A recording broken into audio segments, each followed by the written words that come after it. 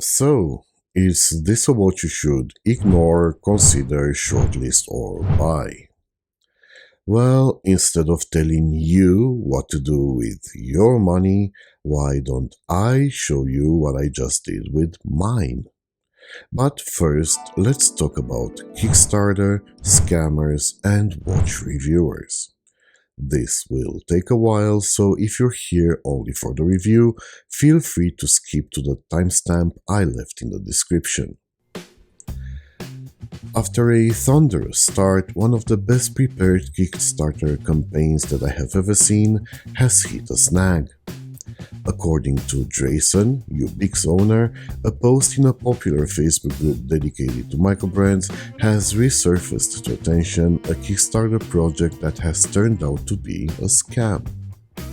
That post has given a solid platform to Kickstarter skeptics and, sadly, to victims of Kickstarter scams to express their feelings and may have led to a number of backers of Ubiq's project to cancelling their pledge and may have scared a number of potential backers into taking a step back.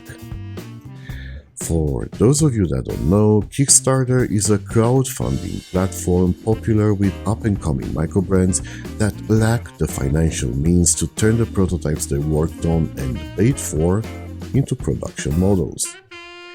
The principle is deceptively simple.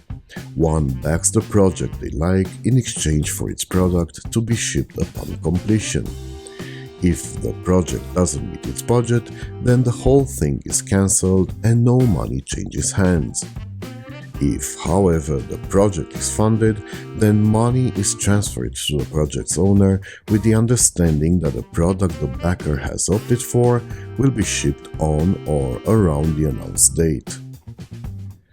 Taking advantage of Kickstarter's explicit statement that backing does not guarantee the product being delivered, a small number of shady characters took the money and were never heard of again. How small a number?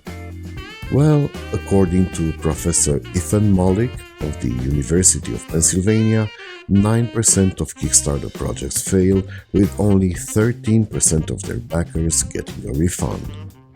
However, it's important to note that projects that have raised between $10,000 and $50,000, typical for watchmaking projects, are the best performers with a failure rate of less than 7%. Coming back to the project in question, I went through the 22 reviews aggregated on said scammer's YouTube channel to see how those reviewers have dealt with the realization the project was a scam. Well, actually not 22 reviews, as to their merit, Watch Chris, Peter Kotza, Just Watches, Design Atelier, and Watch Bandit have removed the reviews. What rubbed me the wrong way was the reaction of an extremely popular YouTube reviewer upon learning from commenters on his still online video that this was a scam. He let me down also. He still owed me a watch in exchange for the review. Wait, what? Really? You equate having $500 stolen from your card with not receiving a watch as a reward for an objective review? Wow! As small as this channel is, my projected earnings from advertising come close to $1,000 for this year.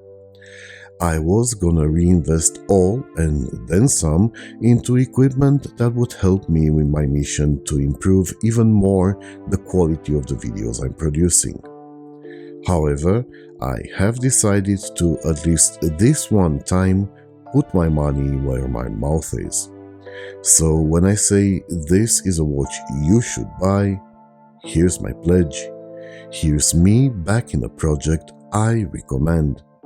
What you choose to do with this information is strictly your business. And now for the review. Inspired by his desire to leave behind a legacy for his young son, of which you can learn more by reading the interview I have posted on watchyourone.net, Drayson Foy has decided a while back to use his 20 years of experience as a creative and marketing specialist to creating Ubiq. The result is what I have already described as the best prepared Kickstarter campaign I've seen. From teasing it to unveiling it to launching it, Ubiq's campaign has blown through every checkpoint with the aplomb of a veteran microbrand on their 5th release. Looking at their social media footprint since the end of 2023, Ubiq are simply ubiquitous. This has obviously led to lofty expectations of their watches, and after wearing the Beetred for a couple of weeks, I have to say the hype is justified. This is a mid-sized diver that wears true to its 39 by 47mm footprint. Brushing quickly over the top of the case that's completely covered by the bezel will just stop to notice the bead-blasted dimples at the base of the circularly brushed lugs.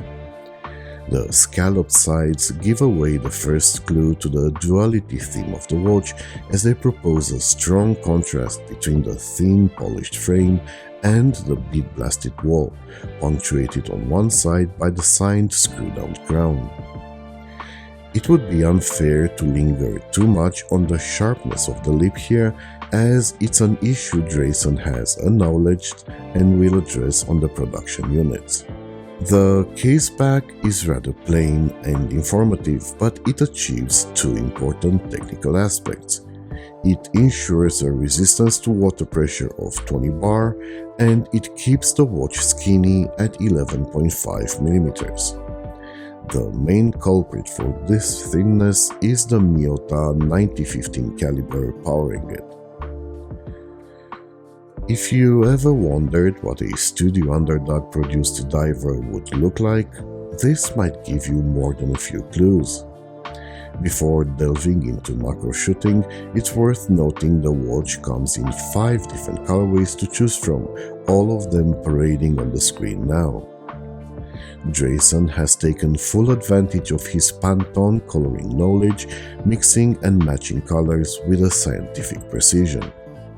The variant I'm holding is the Beetred and features a dual silver purple aluminum bezel insert punctuated by red accents. This is a bidirectional 60 clicks bezel with a double function, classic diving countdown timer on the bottom and 12-hour markings on the top, helping with tracking a secondary time zone.